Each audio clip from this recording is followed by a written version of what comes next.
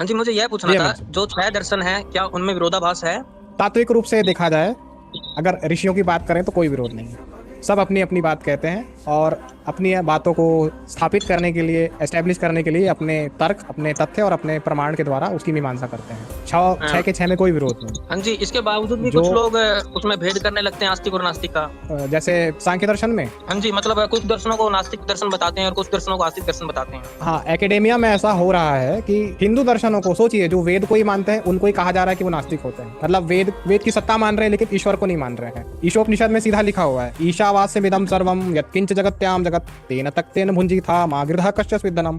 ईशावास्यमिदं सर्वम, ईश्वर का बात जगह जगह है। और छह के छह दर्शन कह रहे हैं कि हम वेद को प्रमाण मानते हैं, लेकिन कुछ लोग कहते हैं कि वो नास्तिक है। अभी हमने देखा सांख्य फिलोसफी में, स ही सर्वविद सर्वकर्ता 5वें अध्याय का सूत्र है ये सांख्य दर्शन में। कहाँ वो नास्तिक है? सब कुछ जानने वाला, सब कुछ करने वाला ईश्वर उनको माना गया है। सांख्य दर्शन को नास्तिक होने का आरोप लगाते हैं लेकिन वो है नहीं। ऐसा ही कुछ लोग मीमांसा दर्शन के बारे में भी कहते हैं, जिसके रचयिता जैमिनी ऋषि है, वो भी नास्तिक नहीं है। जो वेदों को मानेगा वो नास्तिक कैसे होगा? फिर अगर स्कॉलरली ही बात करनी है तो सुन लीजिए, जो वेदांत सूत्र है, जो महर्षि वेद व्यास की रचना है, वेद व्यास मुनि की रचना है, कृष्णद्वैपायन व्यास की रचना है, उसमें महर्षि जैमिनी के मत का उल्लेख है कि महर्षि जैमिनी मोक्ष के समय में, ब्रह्म के समय में क्या मानते हैं। तो जो व्यक्ति ब्रह्म और मोक्ष के बारे में विचार दे रहा है, पॉजिटिव विचार दे रहा है, तो वो नास्तिक कैसे हो सकता है? तो जैमिनी, सोचिए, वेद व्यास ने ब्रह्म सूत्र लिखा जो पहले शुरू होता है, था तो ब्रह्म जिज्ञासा, आप ब्रह्म की जिज्ञासा करते हैं, let us think about the supreme being. तो वो कैसे हो सकता है नास्तिक? उनका शिष्य नास्तिक कैसे होगा? तो ये सब एकेडेमिया में ये सारी बातें फैलाई गई है और इंटरनेशनल हिंदू यूनिवर्सिटी इन्हीं सारी चीजों से डील करने के लिए बना है।